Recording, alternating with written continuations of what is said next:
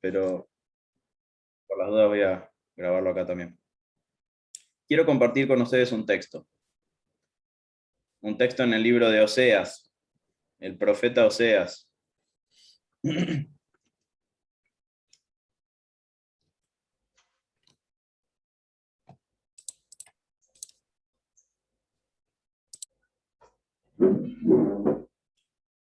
Oseas capítulo 6.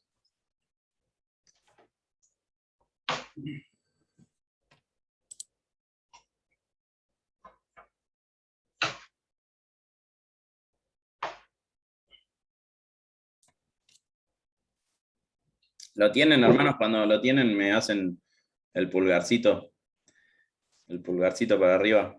Oseas capítulo 6.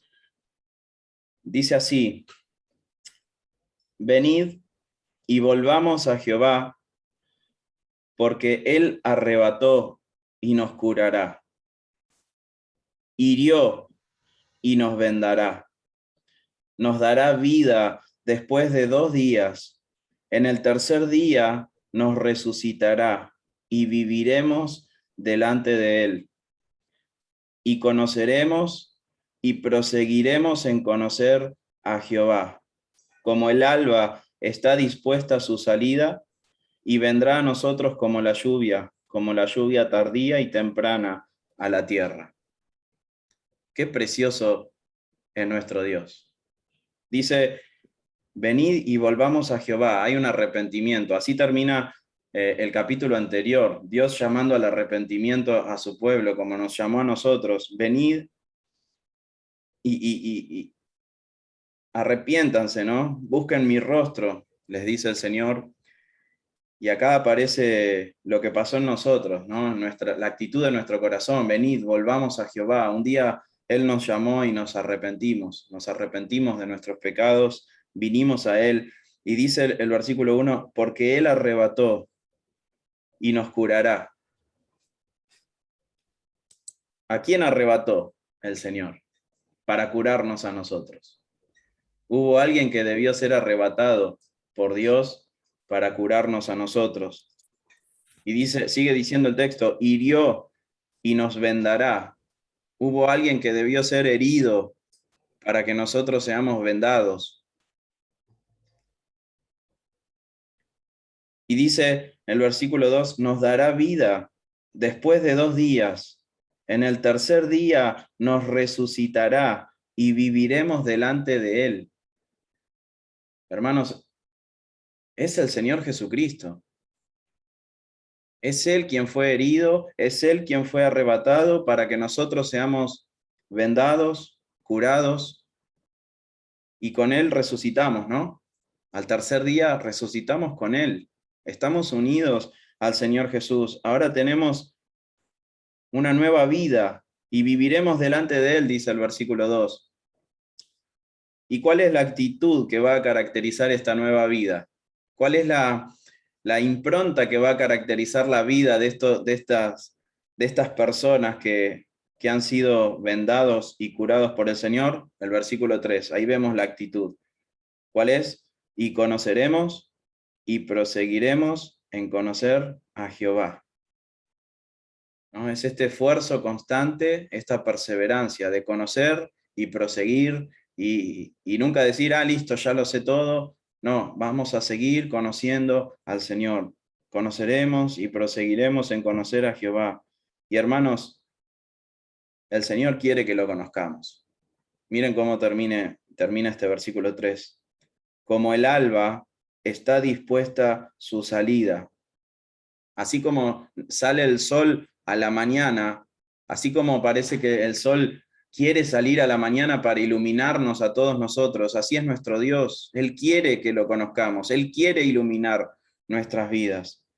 Y vendrá a nosotros como la lluvia tardía y temprana a la tierra. ¿Sí? Él nos quiere bañar en su sabiduría. Él está dispuesto a llenarnos, a bañarnos, a limpiarnos, a hablarnos y a que lo conozcamos. Pero esta actitud de conocer y de proseguir en conocer al Señor es para aquellos que han resucitado en Él, ¿no? es para aquellos que han sido vendados y curados por Él. Así que los animo, hermanos, a que tengamos esta actitud y que todos nos digamos, hey, prosigamos en conocer a nuestro Dios. Amén. Vamos a orar, así comenzamos.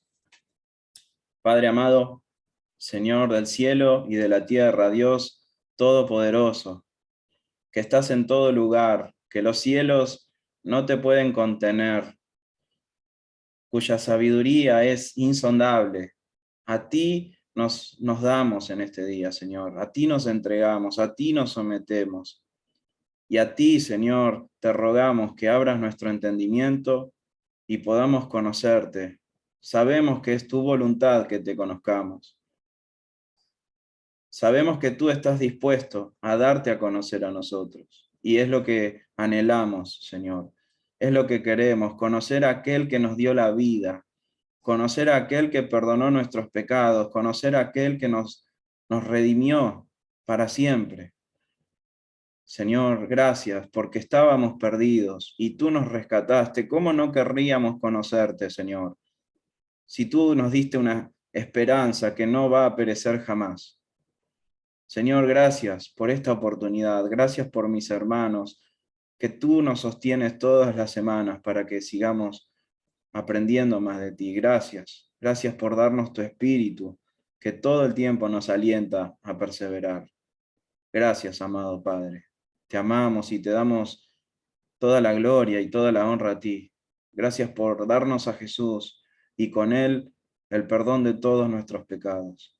Te bendecimos por siempre. En el nombre de Cristo Jesús. Amén. Raúl.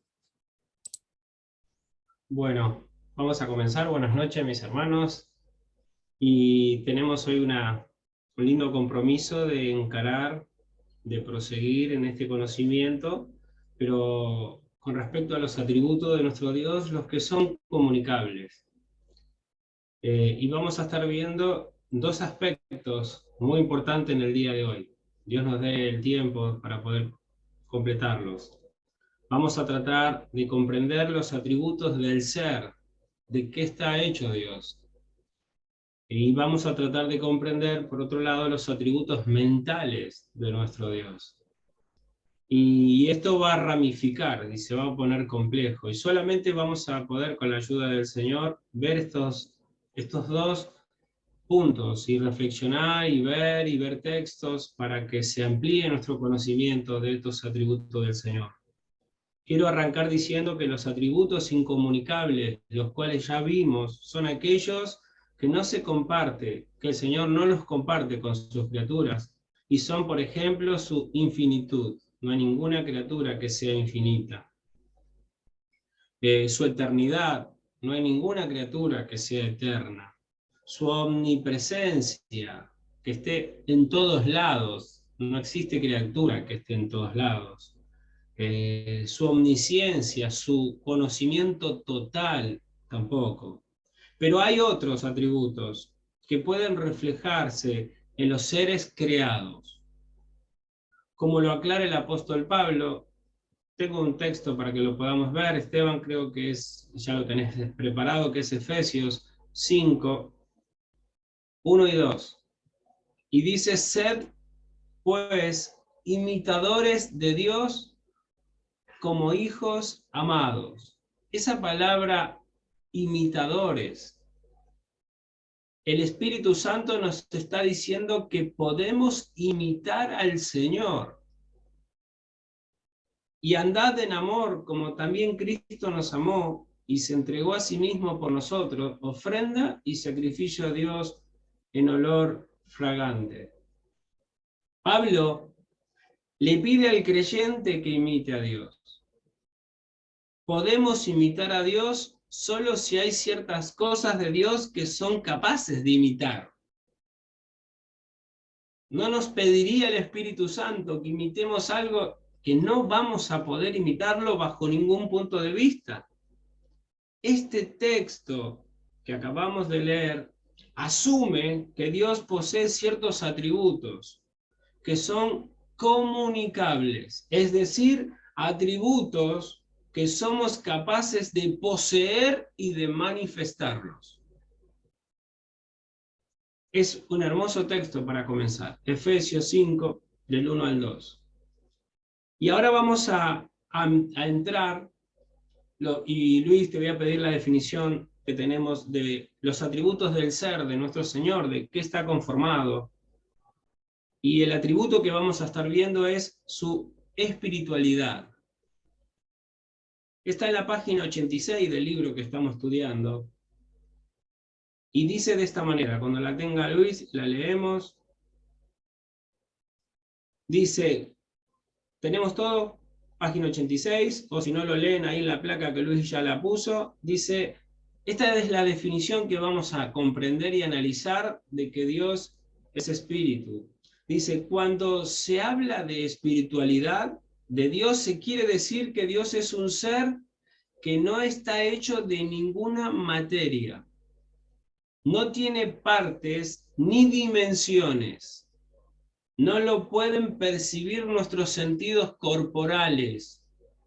Y es más excelente que toda otra clase de existencia. Esto es lo que dice Gruden en la página 86 que tenemos en nuestros libros que estamos estudiando. Bien. No se olvide de esta definición, es muy importante para que podamos comprender cuando decimos que el Señor es espíritu. Y necesitamos ver un poquito el significado de la palabra espíritu. El principio fundamental de la interpretación de todos los escritos, sea la Biblia o cualquier libro, es que las palabras deben ser comprendidas en el sentido histórico, o sea, en el sentido que se dijo, y en el sentido que se pueda demostrar históricamente que comprendieron los que escucharon estas palabras. O sea, necesitamos hacer un esfuerzo. ¿Qué entendió la mujer samaritana cuando el perfecto, el Hijo de Dios, le dijo y le dio la definición de que Dios es espíritu? Ahora lo vamos a ver. Siendo que las Sagradas Escrituras son la palabra de Dios al hombre, estamos obligados a tomarlas en el sentido en que aquellos hombres que la recibieron originalmente las comprendieron y las tomaron. Ahora, ¿cuál es el sentido de la palabra espíritu? Juan 4:24, vamos a tener, todos conocemos la charla del Señor Jesús con la mujer samaritana. Y la charla es, al responder a esta pregunta, aprendemos lo que nuestro Señor quería decir al afirmar que el Señor es espíritu. Dice, Dios es espíritu. Esto no es una especulación.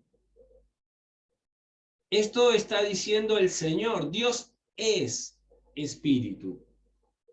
Y los que le adoran en espíritu y en verdad es necesario que adoren. Esa palabra espíritu que estamos viendo ahí en el texto es la palabra ruaj. Saben que hoy justo viendo video y tratando de comprender este momento, decía un rabino que mayormente cuando nosotros respiramos y la caja torácica sube y baja, hace un sonido. ¿Se han escuchado alguna vez, sobre todo cuando estamos un poco mal? ¿Han podido escuchar ese ruido que hace la caja torácica cuando sube y baja? Esa palabra ruaj, la que mayormente sale con referente a la palabra espíritu, es que todos tenemos espíritu, todos los hombres tienen espíritu. Bien, significa aire en movimiento, la palabra espíritu. Significa especialmente, después fue mutando esa palabra y fue significando aliento, o como la frase más común que se le llama aliento de vida. Luego, cualquier poder invisible. Luego se le llamó a la alma humana espíritu. Fue mutando el conocimiento sobre eso. Como la frase que acabamos de decir. Por ello, al decir que Dios es espíritu, nuestro Señor nos autoriza a creer que aquello que sea esencial a la idea de un espíritu, tal como lo aprendemos de nuestra propia conciencia, debe ser aplicado a Dios de la misma manera. A ver, hago una pregunta a todos los hermanos. ¿Ustedes saben que hay algo dentro de ustedes o no? Hay un espíritu dentro de ustedes. Yo siempre le digo a Noel, yo me siento joven, me siento con 16 años, pero la materia no está teniendo 16 años. Pero el espíritu sí, sigue siendo el mismo, la esencia es la misma. Ahora, no sé qué rostro, yo si quiero pensar de mi espíritu le pongo rostro porque yo conozco la materia que lo representa. Entonces, me gustaría analizar un poquito esto para que podamos profundizar con el tema de espíritu. Bien, que el alma es una sustancia, que nuestros pensamientos y sentimientos tienen una base común, de la que son todos variados estados, actividades. La sustancia es aquello que tiene una existencia objetiva y tiene permanencia y poder. A ver, lo que está dentro de nosotros no es algo que no tiene voluntad. Es más, lo que está dentro de nosotros es lo que va a utilizar la materia para que cumpla la voluntad de lo que está dentro. Entonces nosotros podemos entender algo de que Dios es espíritu por cómo estamos conformados nosotros mismos. Bien, la conciencia enseña que el alma es una sustancia individual. Esto queda incluido en la conciencia de la unidad, identidad y permanencia del alma. No se trata solo de que estemos conscientes de cierto estado del alma. No solamente eso, sabemos que es una persona que piensa, siente emociones y cumple voluntad. Como cada sustancia le pertenece un poder de alguna clase, el poder que le pertenece al espíritu, a la sustancia de nuestro ser, es la del pensamiento, es la del sentimiento, es la de la voluntad. ¿Se acuerdan que dijo Cristo cuando se refirió a lo que está dentro de nosotros? Él no la tomó como algo dividido. Y yo voy a hacer un paréntesis para que ninguno caiga en errores gnósticos de decir, bueno, el cuerpo hace lo que quiere, mi alma es limpia. No, nosotros los creyentes no creemos esas cosas. Nosotros creemos que Dios nos ha regenerado internamente y va conquistando lo que falta por conquistar, que es nuestra carne, y la irá completando hasta la venida del Señor Jesucristo. Pero bajo ningún punto de vista le perdemos el ojo a nuestro cuerpo. ¿Está bien? Bien, la conciencia nos informa a sí mismo de la unidad y de la simplicidad del alma. ¿Qué significa cuando digo simplicidad? Que no se divide. Hoy, en estos tiempos que vivimos, los psicólogos hacen dulce y explican cuántas cosas no saben. Y entonces una persona que mató le dice, bueno, no era culpable de sí, estaba fuera de sí, no estaba en sus cabales, bueno, no sé a quién van a dar sentencia, porque si la persona no es culpable, no tiene mucho sentido. Han divorciado todos los conceptos que son reales para comprender lo que es un ser. Nosotros estamos conformados de espíritu y de materia. Somos también conscientes de ser agentes morales. Nosotros lo que hacemos con nuestro cuerpo, hay algo interno en nosotros que la conciencia nos acusa, rápidamente levantamos razonamientos para excusarnos o para condenarnos. Somos susceptibles de carácter moral, juzgamos actos, damos sentencias de actos y nos sentimos sujetos a obligaciones morales. Así somos, y eso está todo dentro de nuestro ser. Bien, la Biblia reconoce en todas partes como verdaderas las convicciones intuitivas que tenemos adentro de nuestro corazón. El Señor Jesús no nos dijo que de nuestro interior, de nuestro corazón, salían nuestros malos pensamientos, los homicidios, las borracheras, los asesinatos, todo estaba dentro de ese corazón. ¿Qué nos pasa a nosotros cuando miramos a Dios con un atributo que lo comparte con nosotros? Nosotros también somos espíritu. Por eso estamos preparados, capacitados ¿para qué? Para adorar a Dios, al cual solo se lo puede adorar en espíritu. Algo que no tiene espíritu no le va a adorar, porque no está preparado para tener relación con Dios, que es espíritu. Pero ¿qué nos ocurre? ¿Y dónde cae nuestro pecado? Que de la misma manera que nosotros tenemos materia, queremos darle materia también a Dios. Y acá es el problema, Isaías 40, 18. Hermano, si estoy diciendo algo que no comprende, me para, capaz que necesito comprenderme yo y volverlo a explicar, por favor. Isaías 40, 18 dice el Señor, ¿a qué pues haréis semejante a Dios? ¿O qué imagen le compondréis? Rápidamente nosotros caemos en un error de querer darle cuerpo a Dios, de querer materializarlo, de querer compararlo a algo semejante a Dios. Sigue también que Dios es un ser simple, no solo como no compuesto de elementos diferentes, sino también como no admitiendo división en su sustancia. Miren, les doy un ejemplo. Yo hoy estoy vivo, pero algún día voy a cambiar, estaré muerto. Dios no va a tener mutuaciones en su ser, no se desprende la materia del espíritu, como si nos ocurre a nosotros. Hay algo que se nos sale y nos dividimos. Dios no tiene división en sí mismo, Dios es simple. La simplicidad de Dios es que Él no se divide. En esta perspectiva, la simplicidad, así como todos los otros atributos de Dios, es de un orden más elevado que los que tenemos nosotros.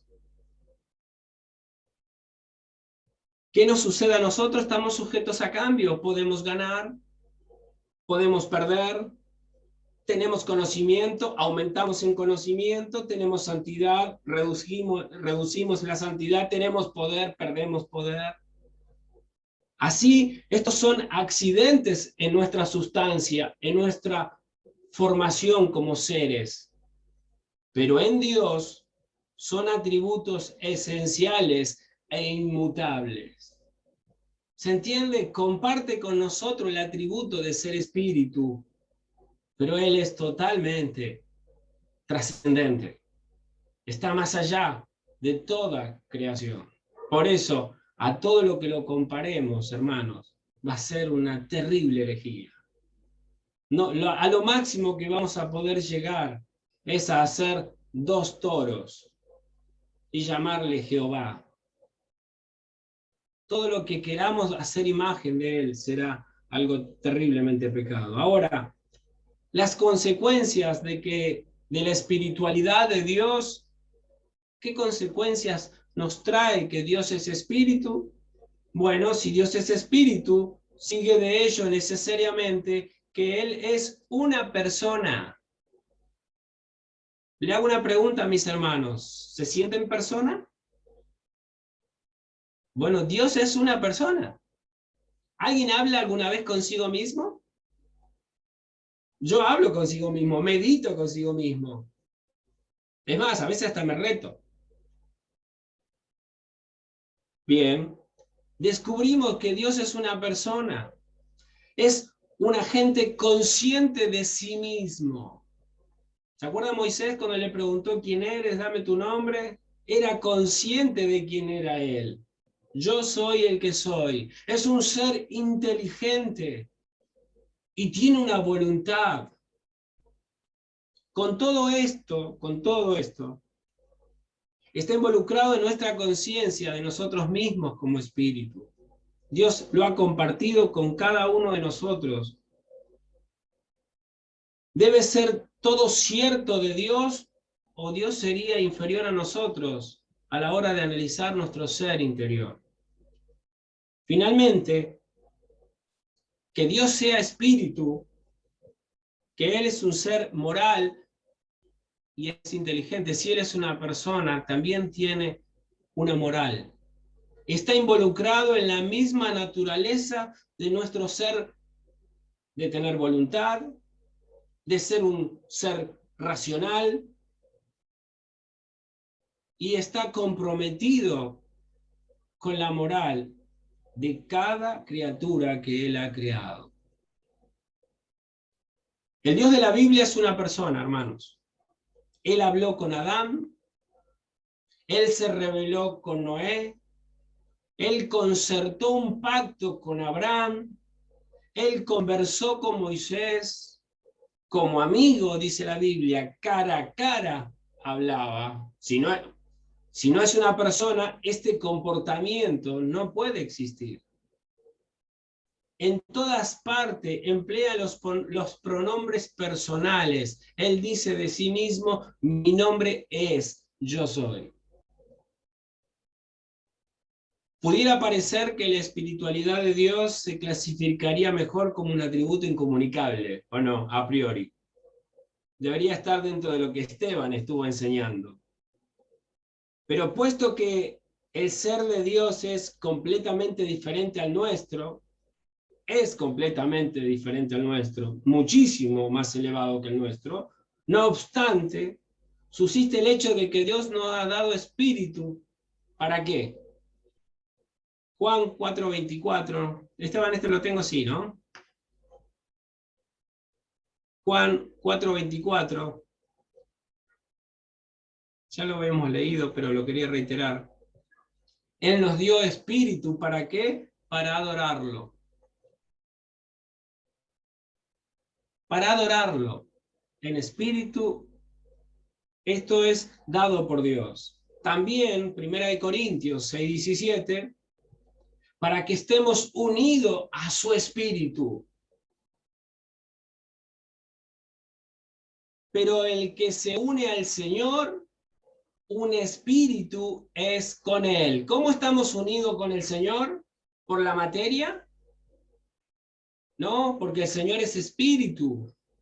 Estamos unidos. Un espíritu es con Él. Estamos unidos al Señor. Nos fue dado este espíritu que tenemos para unirnos a su espíritu. También Romanos 8:16 nos dice,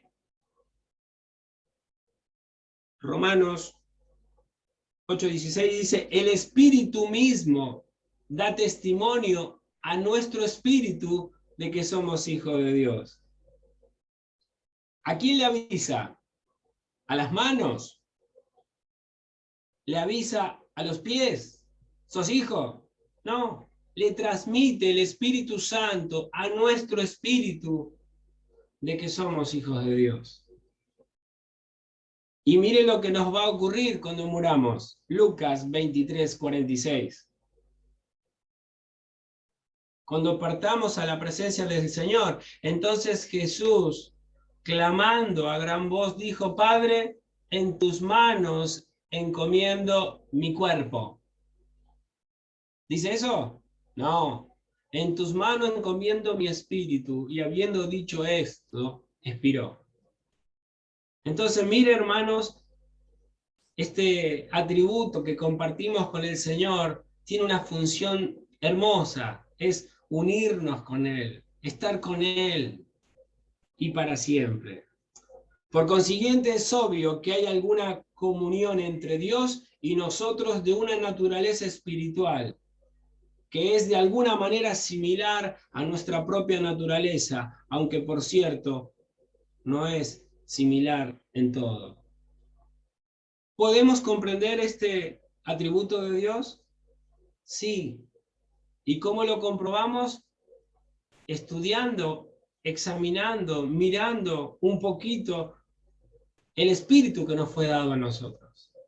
Y de esa manera podemos ver cómo nuestro Dios es espíritu. Acá tenemos un atributo bien claro que Dios comparte con nosotros y que tiene una función vital para vivir nuestra vida espiritual con Él. ¿Amén? Muy bien. Y tengo un montón de otros textos. Hay Eclesiastés va a decir, una vez que el espíritu muere, el espíritu se va con Dios, y hay muchos otros textos más. Ahora quisiera que veamos un segundo atributo de su ser, que nuestro Dios es invisible. O sea, no tiene cuerpo, no lo podemos hacer imagen de nada, no lo podemos contener en ningún lado, y nos viene a complicar para alabanza y gloria de su nombre, que es invisible. Página 87, tenemos la definición de la invisibilidad de nuestro Dios. Dice así nuestra definición. La invisibilidad de Dios quiere decir que nosotros nunca podremos ver la esencia total del ser espiritual de Dios. Aunque Dios se nos muestra mediante cosas creadas y visibles. Vuelvo a reiterarla. La invisibilidad, que nuestro Dios sea invisible, quiere decir que nunca podremos ver la esencia total del ser espiritual de Dios, aunque Dios se nos muestra mediante cosas creadas y visibles. Bien, muchos pasajes hablan del hecho de que no se puede ver a Dios. Por ejemplo, Juan 1:18. Son textos muy conocidos, muy claros. A Dios nadie le vio jamás. El unigénito Hijo de Dios, el unigénito Hijo que está en el seno del Padre, Él le ha dado a conocer. Este texto nos está diciendo, si hay alguien que le vio, es Jesús, el Hijo. Bien, Jesús dice en Juan 6:46, Juan 6:46, dice, no que alguno haya visto al Padre. Vuelve a recalcar nuestro Señor Jesús que a Dios nadie lo ha visto, sino aquel que vino de Dios, y acá no hay vuelta, este ha visto al Padre. ¿Alguien quiere tener relación con alguien que le vio el rostro a Dios? Bueno, se llama Jesús. Este le ha visto el rostro al Padre. Este le conoce, este vio al Padre. No hay ningún hombre que le haya visto. Ya hemos avanzado cuando la Biblia dice que Moisés habló cara a cara, ya hemos avanzado y vamos a seguir tocando esos temas para que vean que no hay contradicción en la Biblia. Solamente nos falta comprensión. Pablo habla de Dios también en 1 de Timoteo 6:16 y él va a decir esta expresión: Dios, el único que tiene inmortalidad, que habita en luz inaccesible, a quien ninguno de los hombres ha visto ni puede ver. ¿Bien?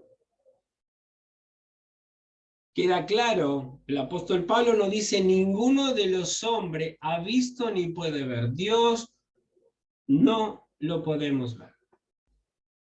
En la Biblia leemos Éxodo 33:11. Necesitamos comparar con estos pasajes, si no va a decir el hermano Raúl, nos lee esto y ¿qué hacemos con los otros? Y sí, y es coherente y está bien. Por eso los tenemos que leer. Éxodo 33:11. Y hablaba Jehová a Moisés cara a cara, como habla cualquiera a su compañero. ¿Y ahora qué hago? ¿De qué me disfrazo? También tenemos, no se vaya muy lejos, 33:20. para que la cosa se ponga más compleja. Ahí nomás, no esperó mucho tiempo el Señor. Dijo más el Señor: no podrás ver mi rostro, porque no me verá hombre y vivirá. Entonces ya hemos avanzado un poquito y hemos crecido en esto. Sabemos que el Señor está hablando un lenguaje analógico, el Señor está hablando un lenguaje que Moisés pueda comprender. Ahora, no quita que lo que Moisés está experimentando con Dios es verle el rostro.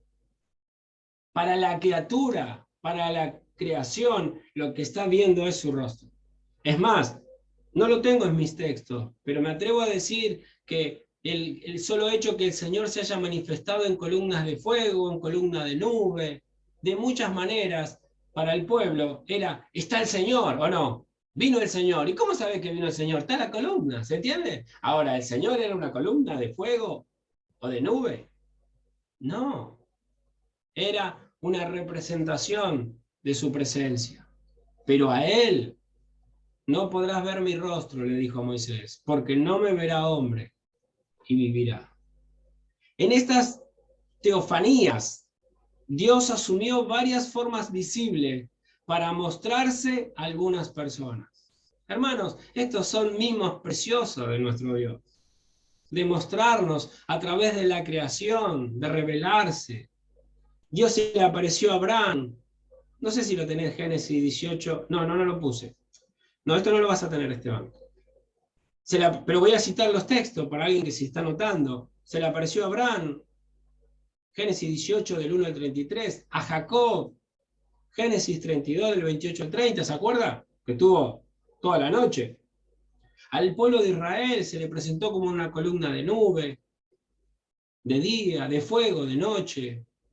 A los ancianos de Israel en Éxodo 24 de 9 al 11, a los papás de Sansón. ¿Se acuerda que el papá de Sansón volvió aterrado? Lo hemos visto al Señor.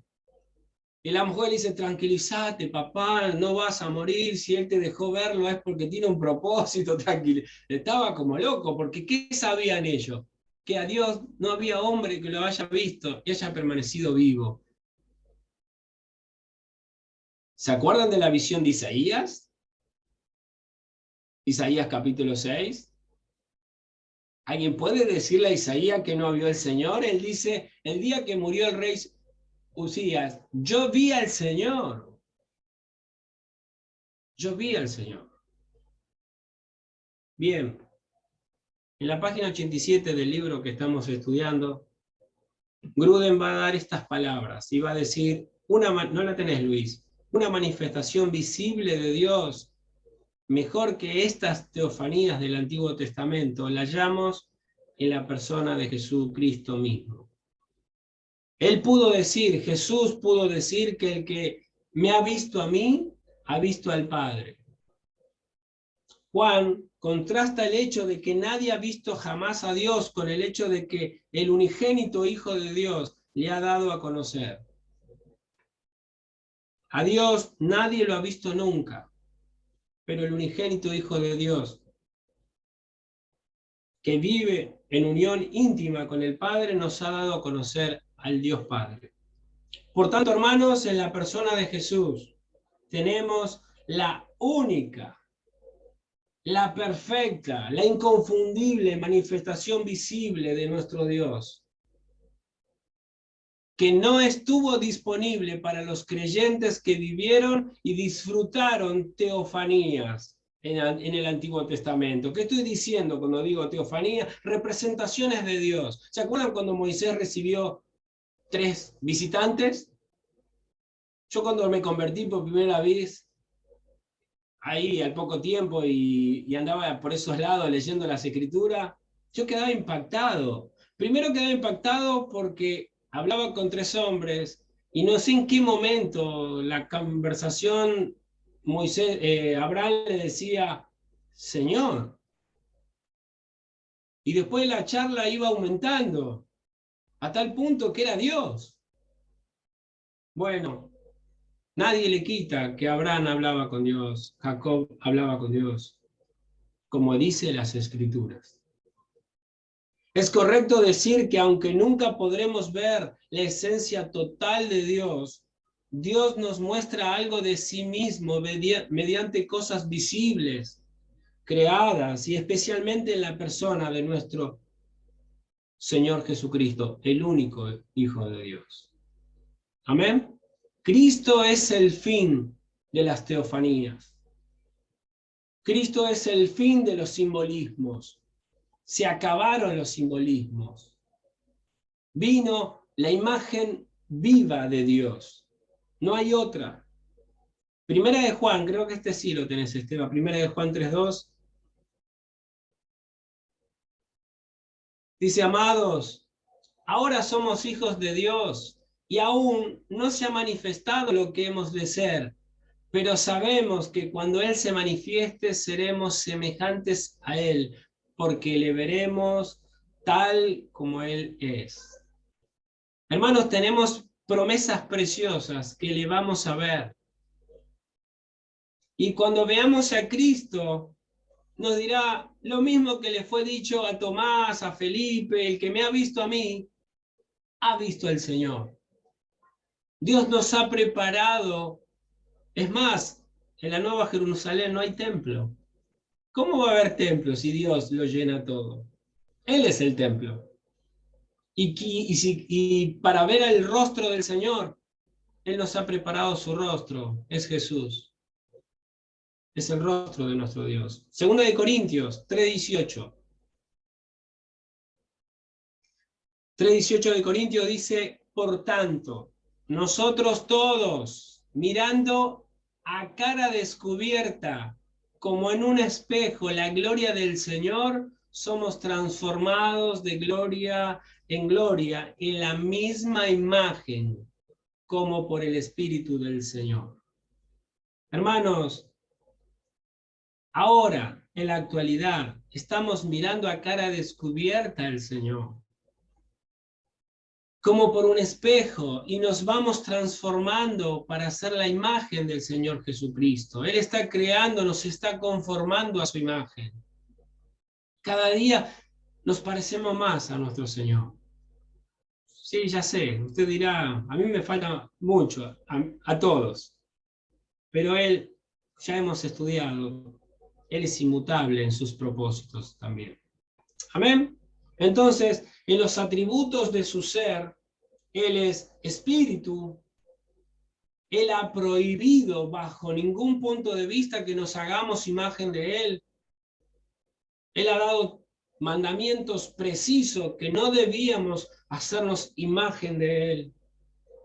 Y a su vez hemos aprendido que el Señor es invisible. Escapa a todos nuestros sentidos. Escapa a nuestra visión. Escapa, mis hermanos. Y esto dice la Biblia, que cuando el Señor hizo todas las cosas, vio que todo era bueno y en gran manera. Que Dios nos haya hecho de esta manera es beneficioso para todos nosotros. No imaginemos nada. No nos imaginemos al Señor, no inventemos teofanías, no inventemos nada de esas cosas. No van a ser provechosos para nuestro corazón. Traerá idolatría, traerá mentiras a nuestro corazón y habremos creado una imagen de Dios que no es. Dios es espíritu y nos ha dado un espíritu para que podamos participar con Él. Y nuestro Dios es invisible, escapa de nuestros sentidos. ¿Cómo nos gusta, no? Temblar con el cuerpo cuando cantamos, para decir, mira, acá está, míralo cómo se ve. Nuestro Señor es espíritu. Nuestro Señor es invisible. ¿Amén? Acá ¿Se tenemos acuerdan cuando el Señor dijo, más bienaventurados los que no ven y creen? Agradecemos a nuestro Dios por poder creer. Sí. Tenemos una pequeña duda que quizás, no sabemos cómo interpretar un pasaje en Génesis. Cuando, crea Dios al hombre, que dice, hagamos al hombre a nuestra imagen, conforme a nuestra semejanza. Ese a nuestra imagen, ¿a qué se refiere? ¿A los atributos de Dios, por ejemplo, que es espíritu puntualmente? ¿Y a qué más podría referirse o solo a eso? Pero cuando nosotros avancemos en todos los atributos que compartimos con el Señor, vamos a ver que tenemos bondad, tenemos ira, tenemos amor, y cuando vayamos desarrollando todos los atributos, tenemos belleza. Es más, yo te digo, ¿por qué Leo se casó con vos? Porque vio la belleza de lo que él anhelaba en vos. Bueno, Dios es la belleza que todo ser humano debe anhelar. Y cada uno se enamora de la belleza que dice, esto es todo para mí. Entonces vamos a ver que cuando dijo, hagamos al hombre a nuestra imagen, está diciendo esto, él ha compartido. Por eso él, nuestro Dios, hace todo ¿para qué? Para la gloria de su nombre, porque es el resumen de toda belleza. ¿Me entendés? Cualquiera de nosotros. Es más, ¿te imaginás yo diciendo, mirá, hice una casa? Salió Raúl y dijo, qué bien que la hice. ¿Ustedes qué pensarían? Qué soberbio este tipo, mirá ahí fanfarroneando. Dios salió a mirar su obra y dijo que era bueno en gran manera. ¿Y quién se atreve a decirle al Señor, qué soberbio, mirá, me faltó arreglar esto? No, Él es el resumen de toda belleza, de toda perfección. Y ha compartido, Natu, un montón de atributos, los que nos hacen conforme a su imagen y semejanza. Y aparte que es la voluntad de Dios que seamos así. Claro, igual la consulta también sería, ¿eso incluye a toda la humanidad? O sea, eso ya sé que, bueno, obviamente toda la humanidad comparte la espiritualidad, pero todo el resto de los atributos también. Los atributos que son comunicables los comparte con todos, Ah, está bien. con todos. Lo que pasa es que para que nosotros le podamos comprender y ver, como predicaba el hermano Jorge el domingo, el Señor tuvo que mirar a Zaqueo, para que Zaqueo empiece a comprender quién era el Señor. O sea, pero imagínate que si Zaqueo no era un espíritu, si no tiene espíritu, ¿cómo hace para tener relación con el Señor? Eso lo hizo el Señor de fábrica. A todos nos ha hecho así, por algo. Claro, por eso, ese a nuestra imagen involucra a todos sus atributos comunicables. Exactamente. Yo creo que sí, Esteban, ¿vos tenés algo diferente que decir? No, lo que entendemos es que Dios nos transmitió su carácter, y en base a ese carácter es que formó nuestros miembros, ¿no? Nuestros cuerpos. No es que Dios es un ser con dos ojos, una nariz, una boca, pero Él creó nuestro cuerpo de tal manera que a través de ese medio, a través de nuestro cuerpo, reflejemos su carácter, porque no podemos... hay algo que Grudem dice, que Raúl lo acaba de decir, en lo que yo no estoy de acuerdo, que es, Grudem dice, Dios es el resumen de toda belleza, ¿no? Y la verdad es lo contrario, nosotros somos el resumen de la belleza. Dios no es el resumen de nada, porque Él es la fuente, es el origen y es toda la belleza, toda la perfección. Nosotros somos un pequeño resumen de eso, ¿no? Y eso es la imagen y la semejanza. Es como que Dios hizo un resumen de su ser en el hombre. Y vemos ciertos atributos y ciertos caracteres en el hombre, y cuando decimos el hombre, decimos toda la humanidad, no solamente los cristianos, ¿no? Toda la humanidad, porque si no, no seríamos responsables delante de Dios. Toda la humanidad tiene voluntad propia, como Dios tiene voluntad propia, y si no fuera que tenemos voluntad propia, Dios no nos podría juzgar. Entonces lo que nos hace semejantes a Dios es que obramos según nuestra propia voluntad, al igual que Él, por ejemplo, ¿no? Y todas esas manifestaciones del carácter de Dios, que es invisible, el amor es invisible. ¿Cómo se manifiesta visiblemente? Necesitas materia para manifestarlo visiblemente, ¿no? Entonces Dios nos dio cuerpo, nos dio una lengua, nos dio ojos, nos dio oídos, para que todas esas cosas invisibles de Dios se hagan visibles en nosotros, que somos materia.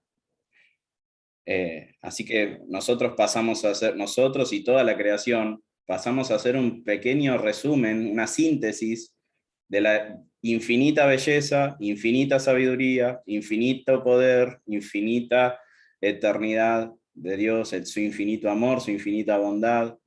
Y ese es el gran problema del pecado, que Dios hizo un resumen y nosotros lo tachamos por todos lados, nosotros lo rompimos, el resumen, y ahí quedamos destituidos, ¿no?, de la gloria de Dios, porque no somos el resumen, básicamente. Es como que a nosotros nos den un resumen todo tachado, roto, sucio, y queramos con eso conocer la mente del autor.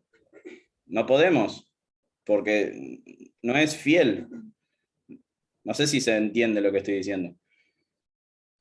Al estar todo roto, el hombre y la creación, imagínense a alguien que no conoce a Dios, pero conoce a los hombres, ¿qué idea va a tener de Dios hoy? Que Dios es un tirano, un malvado, no sé, un perverso, porque ve a los hombres. Entonces, ese es el gran problema. Estamos reflejando una imagen totalmente distorsionada de Dios. Somos un resumen roto, ¿no? Eso es lo que pienso. Bien. Sí, Samuel, ¿querías decir algo? Yo entendí que en lugar de resumen quisiste decir suma, la suma de toda la belleza Dios es el todo y nosotros ligamos un cachito, por decirlo en criollo. No somos la sumatoria de todos los atributos, sino Pero hay una razón por la que marcamos esto, que lo habíamos hablado con Raúl justamente cuando estábamos estudiando este capítulo, que ¿cuál es? Que Grudem se pone a disertar sobre ver a Dios, ¿no? ¿Te acordás, Raúl? Ver a Dios, ¿no? Cuando estemos en el cielo vamos a ver a Dios y lo vamos a ver de una forma y como si Dios nos fuera a mostrar algo más que a Jesús, ¿no? Grudem dice, ¿cómo veremos a Dios en el cielo?, dice en la página 87. Nunca podremos ver ni conocer todo de Dios porque su grandeza es insondable. Y no podremos ver, por lo menos con nuestros ojos físicos, todo el ser espiritual de Dios. Sin embargo, la Biblia dice que veremos a Dios mismo. Jesús dice, dichosos los de corazón limpio porque ellos verán a Dios. Tal vez no sabremos la naturaleza de este ver, sino hasta que lleguemos al cielo. Aunque lo que veremos no será una visión exhaustiva de Dios, será completamente una visión de Dios verdadera, clara y real. Le veremos cara a cara y lo veremos tal como Él es. En la ciudad celestial sus siervos lo adorarán, lo verán cara a cara. Cuando nos damos cuenta de que Dios es la perfección de todo lo que anhelamos o deseamos, que es el resumen de todo lo hermoso y deseable, nos comprendemos que el mayor gozo en la vida venidera será que veremos su cara. Mirar a Dios nos cambiará y nos hará semejantes a Él. Seremos semejantes a Él porque lo veremos tal como Él es.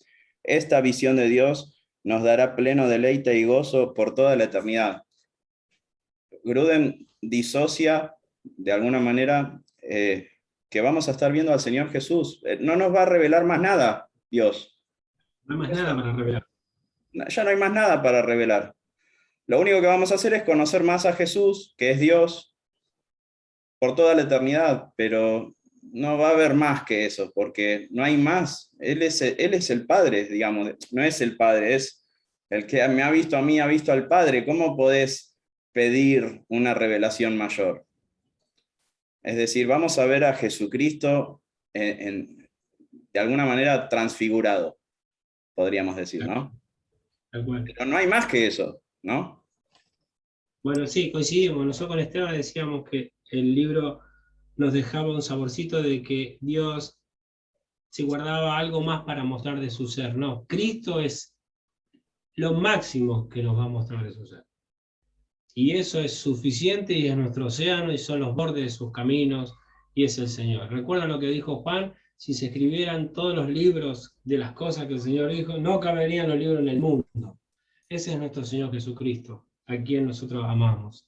Bien, mis hermanos, como cierre de la primera parte, los atributos del ser del Señor, hemos visto que el Señor es espíritu y hemos visto que nuestro Señor es invisible. y pareciera que este Dios invisible, todopoderoso, magnífico, puede sostenerte, porque hay hombres que han salido y se han sostenido como mirando al invisible. Entonces estas expresiones que pareciera que fueran contradicciones, y no es nada de poesía, ¿eh? Basta de creer que es poesía las escrituras. Se sostuvo como mirando al invisible. No sé, lo veía. Y no sale a hablar místicamente, lo está viendo, Dios se ha hecho real, con la teofanía o con lo que Dios le haya mostrado en su momento. Ahora, Cristo no es una más de sus teofanías, Cristo es la meta de la imagen de Dios. Amén. Este es el gran peligro de la iglesia hoy en día, que después de que vino Jesús, sigamos buscando algo más, y no va a haber más nada. Bienaventurado, dijo Cristo, los que no hayan tropiezo en mí. Ahora vamos a ver, hermanos míos, los atributos mentales de nuestro Dios. Voy a hacer el esfuerzo por estar en el tiempo que nos permite este día. Y vamos a arrancar rápidamente con el conocimiento de nuestro Dios. Los atributos mentales de nuestro Dios es su omnisciencia. ¿Qué significa omnisciencia? Que lo sabe todo, lo conoce todo. Bien, vamos a la página 87, que está nuestra definición. Dice, Dios se conoce plenamente a sí mismo y todas las cosas reales y posibles en un acto singular y eterno. Voy a repetir la definición para que quede clara. Dios se conoce perfectamente. Y no solo eso, conoce las cosas que están pasando, esas son las reales, las que pasan, como las posibles. O sea, no pasaron, pero Dios sabe qué podía haber pasado si pasaban. No sé, ¿pueden entender? Todo lo que sea posible, Dios sabe. Porque nosotros podemos decirle a Dios, Dios, pero si hubieras hecho esto, no pasaba. Dice Dios, no, yo ya calculé todas las posibilidades.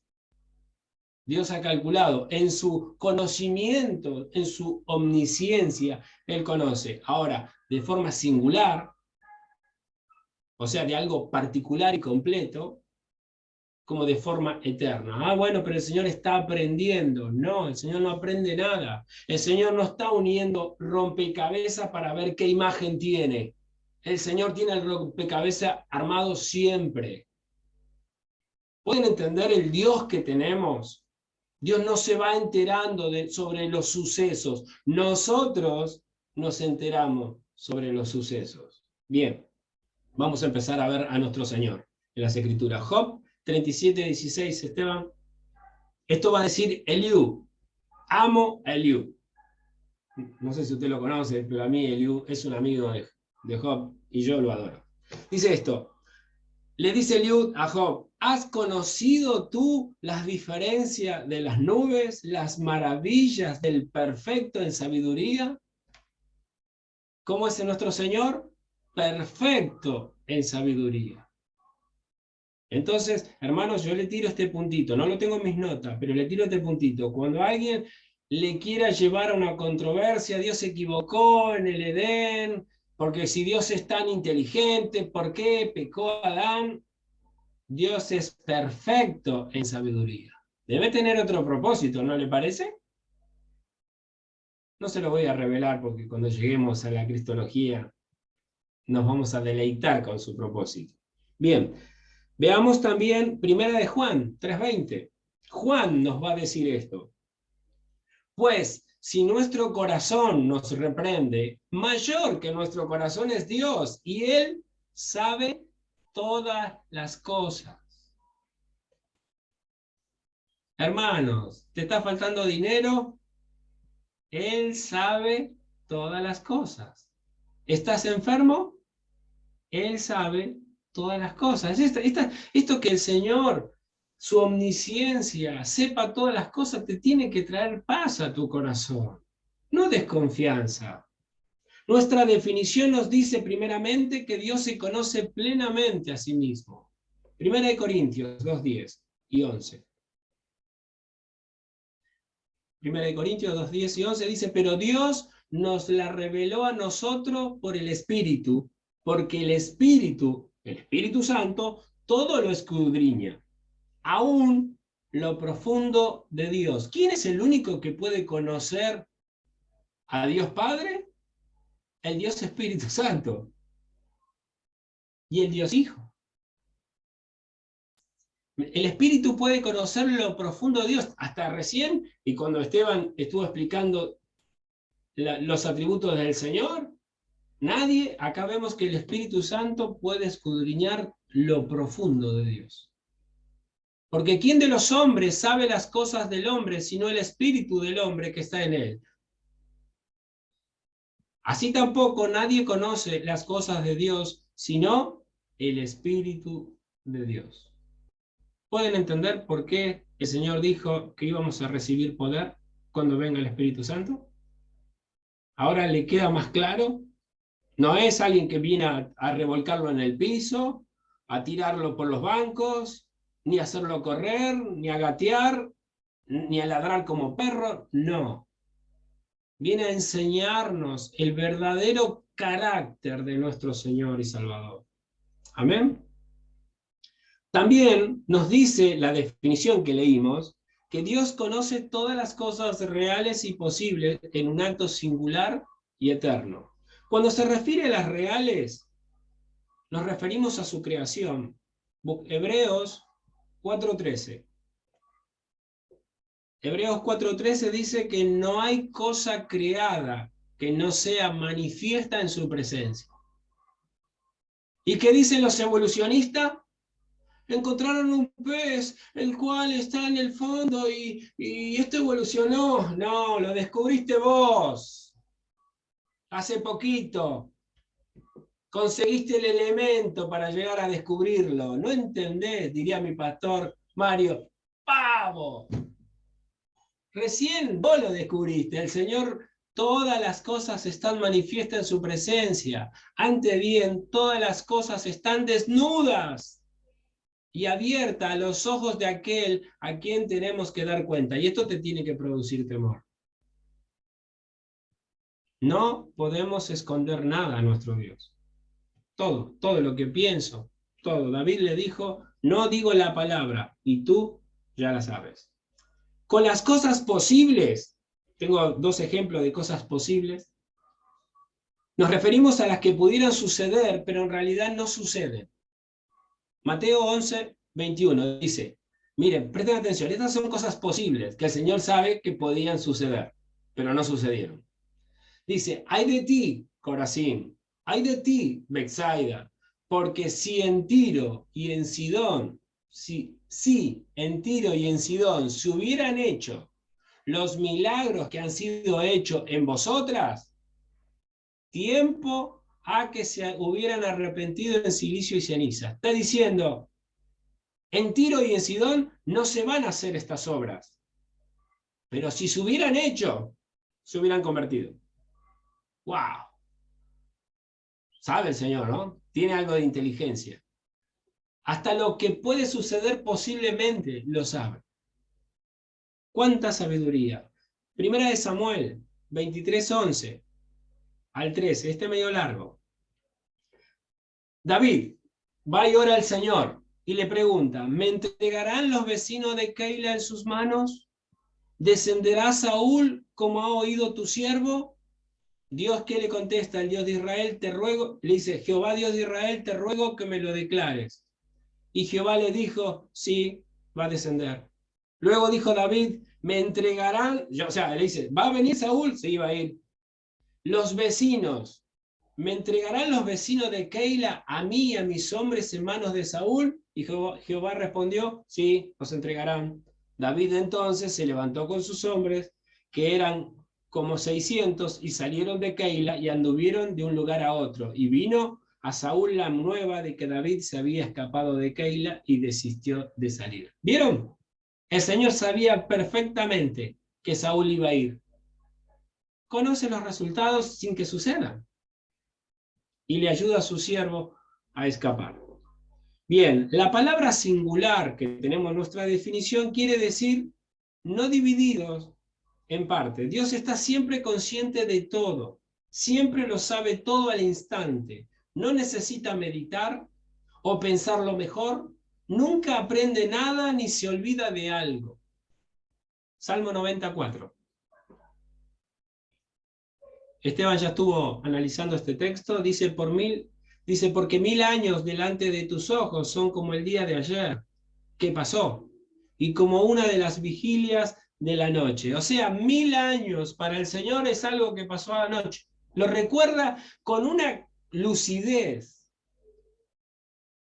¿Se acuerdan que cuando Apocalipsis nos muestra la imagen del Señor, dicen que sus ojos son 2 bolas de fuego? La agudeza de su mirada, la profundidad de su mirada. Él no, su omnisciencia, su capacidad de conocimiento es profunda. La definición también nos habla del conocimiento eterno de Dios. Dios no es que desconoce algo que en la eternidad se va a sorprender. No, bajo ningún punto de vista. Esto nos quiere decir que su conocimiento nunca cambia ni crece. El conocimiento de Dios, su omnisciencia, nunca cambia, es inmutable y nunca crece. Si Dios agrega conocimiento a su ser, no sería omnisciente. O sea, no lo sabe todo. Si Dios tiene que aprender algo. Por eso nosotros los humanos, cada generación se dedica a patearle el tablero a la generación pasada. ¿Vieron? Así somos nosotros. Cada generación que se levanta le patea lo que armaron la generación pasada. Algunos hacen un esfuerzo más, un esfuerzo menos para sostenerse 2 generaciones, 3 generaciones, pero en algún momento se levantará una generación que patee el tablero. Nuestro Dios no tiene nada que aprender. Lo sabe todo. Es un atributo hermoso, porque Él conoce todas nuestras vidas, nuestro presente, nuestro pasado, nuestro futuro, y todas las circunstancias singulares y eternas que tengamos que pasar. Amén. Y esto es un atributo maravilloso. Vayamos al atributo del Señor de su sabiduría. Vamos a leer la definición, Luis, de sabiduría de nuestro Dios, que debemos tratar de diferenciarla con conocimiento. La sabiduría de Dios quiere decir que Dios siempre escoge las mejores metas y los mejores medios hacia esas metas.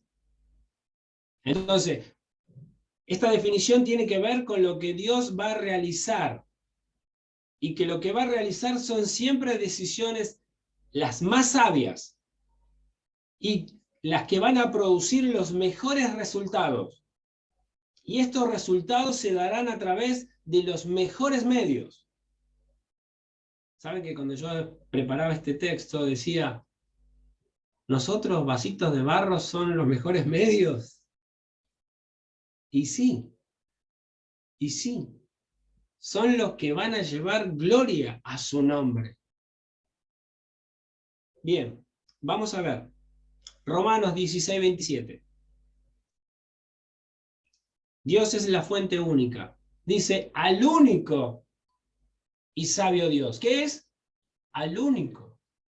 No hay nadie que se compare en sabiduría. Ahora, nosotros también somos sabios en muchas cosas. De muchos hombres nosotros vemos sabiduría y vemos terribles conocimientos. Y es verdad, no hay nada malo en ello. Ahora, el Señor es el único y sabio Dios, al cual debemos entender. Miren lo que dice Dios, miren lo que dice Dios a Job. Job 9:4. El Señor es sabio de corazón. Bueno, ya aprendimos que el Señor no tiene corazón, ¿no? Ya sabemos. Yo lo repito para que usted no se olvide. El Señor es sabio de corazón y poderoso en sus fuerzas. ¿Saben que esta combinación de que el Señor es sabio y poderoso es muy importante que usted le preste atención? Porque yo puedo ser muy sabio, pero por ahí puedo no tener ningún poder para hacer nada. ¿Se entiende? Yo puedo ser muy inteligente, pero no tengo poder para llevar a cabo mi sabiduría. ¿Se entiende? Por eso mayormente los que inventan cosas son muy inteligentes, pero necesitan que alguien que los sostenga económicamente para llevar su descubrimiento a término. Bueno, Dios es las dos cosas. Él es sabio de corazón y poderoso en su fuerza. ¿Quién se endureció contra él y le fue bien? Bueno, eso es una linda advertencia para que no seamos rebeldes a este Señor. Bien. Job 12:13. Para que no crean que la sabiduría es algo externo de Dios. Con Dios está la sabiduría y el poder. Acá de vuelta, ¿vio la combinación de sabiduría y poder? Es sabio y tiene poder para llevar adelante su sabiduría. Suyo es el consejo y la inteligencia, pero está con Dios. No es algo que está fuera de su ser. Suyo es el consejo y la inteligencia. Bien, vamos a la creación ahora, Salmo 104:24.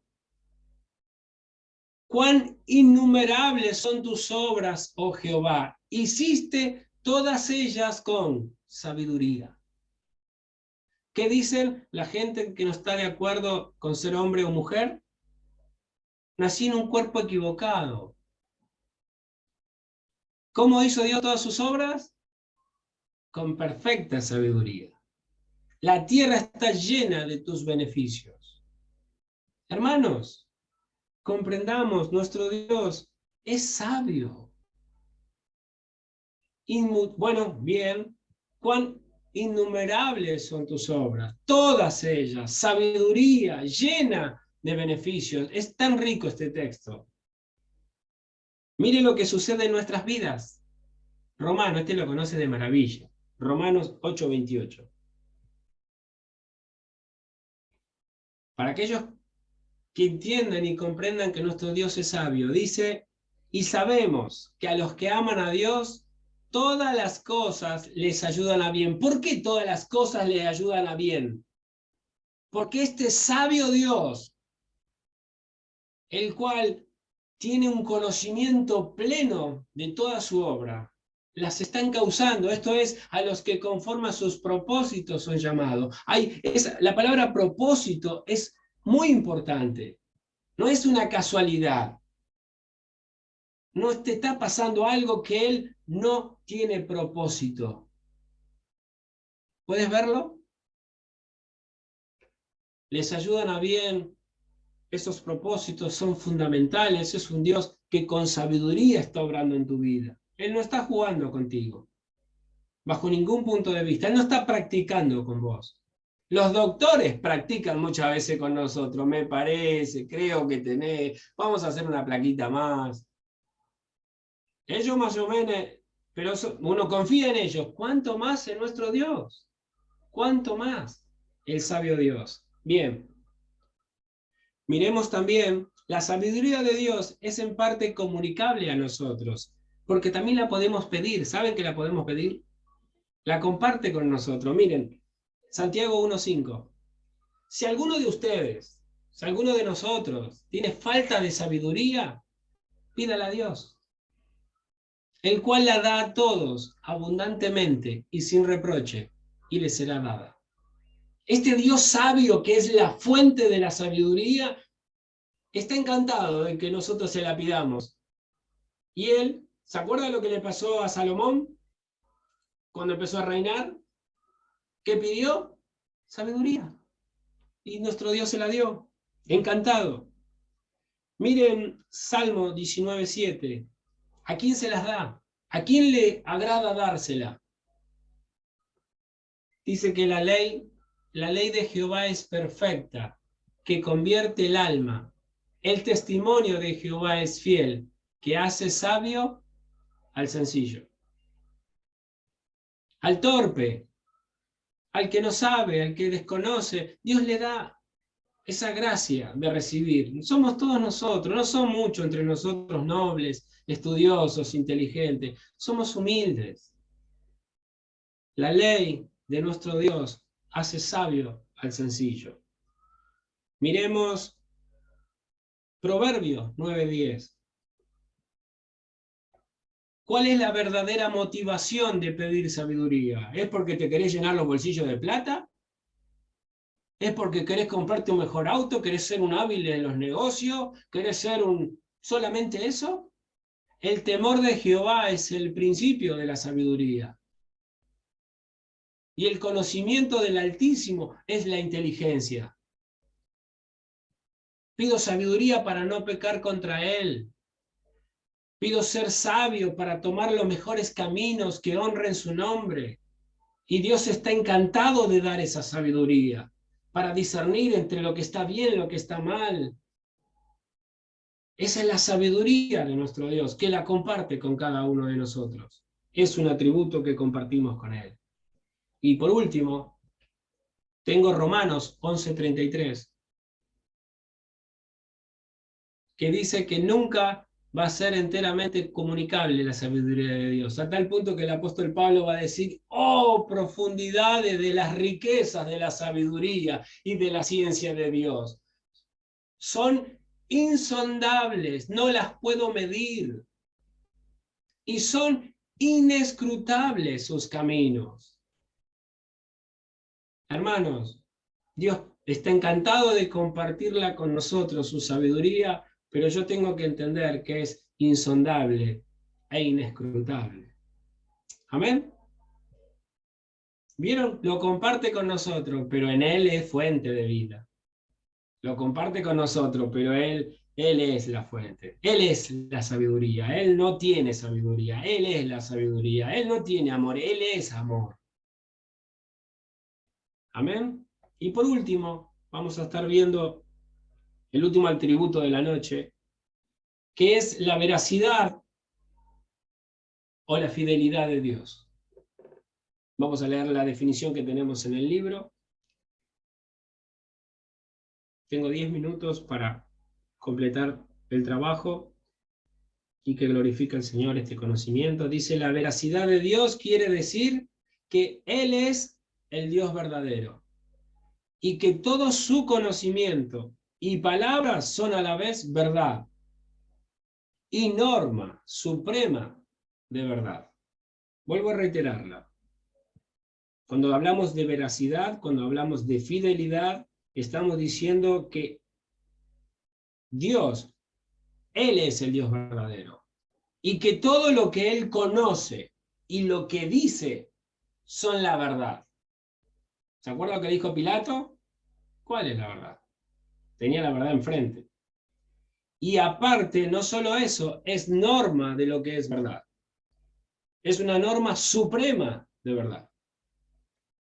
Bien, Él es verdadero. ¿Y los otros dioses? Jeremías 10, 10 y 11. Vamos a ver. Jeremías 10, 10 y 11. Dice, mas Jehová es el Dios verdadero. Él es Dios vivo y Rey eterno. A su ira tiembla la tierra y las naciones no pueden sufrir su indignación. Les diréis así, los dioses que no hicieron los cielos ni la tierra desaparezcan de la tierra y de debajo de los cielos. ¿Pueden ver? No es que el Señor tiene rivales. El Señor no tiene ningún rival. Él es el único Dios verdadero. Dios vivo y Rey eterno. Los otros dioses que no hicieron los cielos y la tierra, que dice el Señor, desaparezcan. Nos está pidiendo a nosotros que le saquemos los inventos que hemos hecho de nuestra propia imaginación. Pero no vaya a creer que Dios siente que tiene rivales en el ring. Nunca sube nadie a su ring, porque no tiene oponente. No sé si puede ver la imagen del boxeo. Nunca se subió nadie a su cuadrilátero. Algunos creen que el diablo aguanta un round, hace 2 peleas. No se confunda. Jamás subió al cuadrilátero de Dios. Él está siempre solo. Él es el Rey vivo y eterno. Amén. También en Juan 17:3 Dice, y esta es la vida eterna, que te conozcan a ti, el único Dios verdadero. ¿Pueden ver? Nuestro Dios es el único Dios verdadero. Solo nuestro Dios nos contó coherentemente cómo fue creado el cielo y la tierra. Los dioses de esta humanidad han inventado cosas que ni ellos están de acuerdo. Pero nuestro Dios, desde que nos dio las escrituras, nos ha narrado cómo hizo el cielo y la tierra y no se ha movido de sus definiciones. Siguen estando ahí, firmes, como los montes. ¿Y a quién? Y a Jesucristo, a quien has enviado. Bueno, acá si ustedes no ven que se ponen de iguales, hay que conocer al Señor y a Jesucristo. De igual manera. Bien. Todo lo que sabe y piensa nuestro Dios es verdad. Y si nosotros pensamos sobre cualquier asunto como Dios piensa, estamos pensando correctamente. Si usted cree en la evolución, bueno, usted está equivocado y no es sabio. Si usted cree en la creación, usted está pensando como Dios. Y por ende, usted está pensando verdad. Miren, Deuteronomio 32:4 dice, Él es la roca cuya obra es perfecta, porque todos sus caminos son rectitud. No tiene nada torcido. Es un Dios de verdad y sin ninguna iniquidad en él. Es justo y recto. Esto es terriblemente una abundancia de atributos gloriosos de nuestro Señor. Y como hijos amados debemos imitar a nuestro Dios y estar bien atentos para que nuestras palabras sean similares a las de Él. Él no habla y después cambia de opinión. Él no dice, mañana voy a tu casa. Cric, cric, cric, cric. Él va. Nosotros somos así. Prometemos y no cumplimos. Y estarás en la necesidad como en la enfermedad, y cuando falte y cuando sobre. ¿Y dónde está ahí? Nos separamos. Se acabó el amor. Qué importante que nosotros nos parezcamos. Este atributo es compartido con el hombre. Colosenses 3, 9 y 10. Dice el Señor. Colosenses 3, 9 y 10. No mintáis los unos a los otros. ¿Qué? ¿Esto es para los domingos cuando estamos 2 horas? Esto es para nuestras esposas. Esto es para nuestros hijos. Esto es para nuestros patrones. Esto es para nuestros vecinos. No mintáis los unos a los otros, habiéndonos despojado del viejo hombre con sus hechos y revestido del nuevo, el cual conforma la imagen del que lo creó, se va renovando hasta el conocimiento pleno. No debemos mentir. Y ser conformado a la imagen de Cristo es hablar verdad. Verdad, verdad os digo. Siempre repetía nuestro Señor esas expresiones. Debemos amar la verdad. Éxodo 20:16. Y saben que está dentro de los mandamientos. Éxodo 20:16. No hablarás contra tu prójimo falso testimonio. El Señor quiere que hablemos verdad. Él es el Dios verdadero. Él no anda en la mentira, Él no anda en las sombras. Dice verdad. Salmo 15:2. Dice, el que anda en integridad y hace justicia y habla verdad en su corazón. Y habla verdad en su corazón. Es un atributo que Dios ha compartido con nosotros. Nosotros debemos hablar verdad en nuestro corazón. Debemos parecernos a Él. Ah, pero si digo una mentirita piadosa. ¿Escucharon eso? Sí. Una mentirita piadosa. Ah, pero si digo la verdad me comprometo. Por último, Proverbio 13:5. No solamente debemos hablar verdad en nuestro corazón. El justo aborrece la palabra de mentira, mas el impío se hace odioso e infame. Hermanos, que Dios nos ayude a que no solamente conozcamos los atributos que el Señor comparte con nosotros, tenemos una responsabilidad de imitarlo al Señor en sus atributos. Y nadie puede decir de los que han nacido de nuevo que no recibieron poder, porque recibieron poder si realmente fueron sellados por el Espíritu Santo. No solamente a conocer qué atributo tiene nuestro Dios, que los comparte con nosotros y está esperando que lo practiquemos también. Amén. He terminado mi primera parte, que el Señor les bendiga. Escucho comentarios. Esteban. Amén. No sé, hermanos, si alguien tiene alguna pregunta.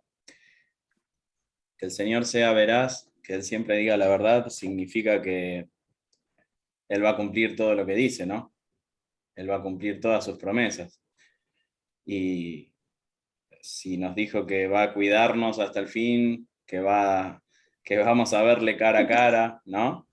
Todas esas promesas que Él nos hizo, podemos estar seguros de que nunca mintió. Así que Él es fiel, ¿no? Por el hecho de Él ser verdadero. Y a veces, hermanos... Dale, deja de tirarte, cante, dale. Si ahí está todo doblado, está ahí, no, pero tranquilo, amigo. A veces nos confundimos la fidelidad de Dios con fidelidad a nosotros mismos, ¿no? A veces decimos, no, porque el Señor es fiel, pero no estamos pensando en Él, sino en nosotros cuando decimos eso. Que el Señor sea fiel es que Él es fiel a sí mismo. Él es fiel a su palabra. No es fiel a nosotros. Él es fiel a lo que Él prometió. Y esto debería, por un lado, llenarnos de gozo, porque todo lo que Él nos prometió lo va a cumplir, pero también debería llenarnos de temor, porque todas sus amenazas también son verdad. Y Él es fiel, ¿no? ¿Vieron ese texto que siempre decimos, que siempre lo usamos para hablar de la fidelidad de Dios? Si nosotros le negáremos, ¿no? Él permanece fiel. Él no puede negarse a sí mismo, ¿no? Y decimos, no, Él permanece fiel. Y lo que Pablo nos está diciendo es, tengan cuidado de negar al Señor, porque Él es fiel. Y Él dijo que todos los que le nieguen, Él los va a negar. Tengan cuidado porque Él no se retracta de lo que dice. Si él no vamos a llegar al juicio y le vamos a y el Señor nos va a decir, bueno, chicos, pasaron 10.000 años, me di cuenta que fue un poco severo el tema del infierno, bueno, reveamos ese punto. No, hermanos, Él es fiel. Él es fiel para lo bueno, para lo beneficioso, el gozo, la alegría, la paz, pero Él también es fiel para la disciplina, para el castigo, y Él no va a retractarse, porque Él es fiel a Él mismo, ¿no? Él es fiel a sí mismo y a todo lo que Él nos dijo y nos reveló. Los textos dicen que Él es tardo para la ira, pero en ningún momento dice que la ira no iba a venir. Tal cual. Y el pueblo de Israel se confundió, ¿no? En algún momento dijo, bueno, el Señor no nos castiga, se ve que no tiene problema con esto. Y tarde o temprano llegó la disciplina, llegó el castigo, porque Él es fiel, justamente. Él les había advertido, miren que si ustedes me dejan a mí y se van con otros ídolos, yo los voy a echar de la tierra. Los voy a echar y no solamente los voy a echar, los voy a perseguir. Y a donde sea que se oculten, los voy a matar. Así le decía el Señor. Vamos a después algún día buscar esos textos. Y el que huya de la espada lo va a matar la peste, y el que huya de la peste lo va a matar el hambre. Los voy a buscar hasta el último rincón del planeta. Y Él es fiel, hermanos. Y eso debería llenarnos de temor también, de que el Señor es fiel. Porque cuando leemos cosas que nos desagradan o que nos hacen poner nerviosos, la fidelidad de Dios es algo que realmente infunde temor. Por un lado nos llena de gozo y de paz, por otro lado nos llena de temor reverente. Amén. ¿Alguna pregunta?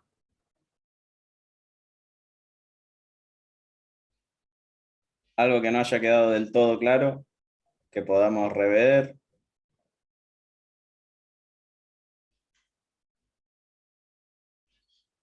Sos un genio, Raúl, nadie tiene preguntas. Yo no sé, voy a tener que llamar a Ligonier porque son mejor que Sproul, amigos. A Sproul lo llenaban de preguntas. Escribí un libro de preguntas que le hicieron y a vos no te están haciendo ninguna pregunta. Tienen vergüenza, pero tienen preguntas. Bueno, hermanos, Dios es espíritu. ¿Qué se imaginan cuando decimos Dios es espíritu? ¿Qué es lo que se les viene a la mente? ¿Qué se imaginan ustedes? Alguien díganos algo. Dios es espíritu.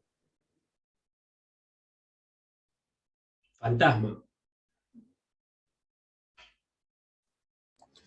Para poder imaginarse habría que haber visto un espíritu primero. Ah, bien Samuel, ¿eh? No tenemos referencia. Tal cual, porque si nos imagináramos un fantasmita, ya estaríamos pecando. Esa es la razón por la que Dios nos dice, yo soy espíritu. Para que no nos imaginemos nada, ¿no? Para que no hagamos cosas en nuestra mente, ¿no? A veces, Por eso, sí, por eso las escrituras también en varias oportunidades cuando el Señor camina por el mar, como cuando entra por el aposento de una forma medio rara, tiene que aclarar que no es un fantasma o lo que fuera. Ujú. Bueno, hermanos, si nadie tiene preguntas, después tienen el WhatsApp para descargar todo ahí, para que Mariela tire sus misiles, Florencia, lo que quieran. Después vamos viendo en la semana. ¿Qué les parece si oramos para terminar?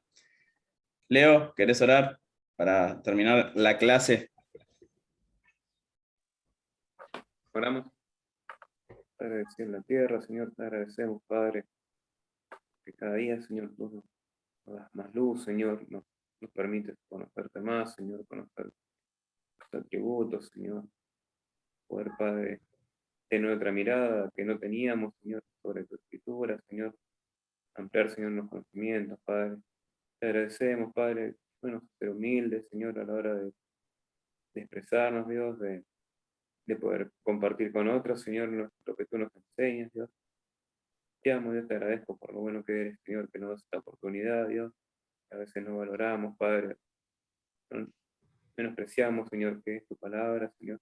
Ayúdanos, por favor, Padre, para ir como, como una persona sedienta, Señor, a beber de tu palabra, Señor. Gracias, Dios, por ella, Dios. Gracias, Señor, porque tú nos daste el Espíritu Santo, Padre, que nos ayuda día a día, Señor. Te amo y te agradezco por todo, Dios. En el nombre de Jesús, acompaña a nuestros hermanos, Dios, en el día, en esta noche, Señor, que tú nos bendigas a cada uno de ellos, que también, Señor, nos estés ayudando, Dios, a poder vencer, Dios, todo cansancio, Padre, para poder seguir aprendiendo de tu palabra, Señor. Te amo, te agradezco por todo, Señor. Estén con tu paz, Señor, en el nombre de Jesús. Amén. Amén. Bueno, hermanos,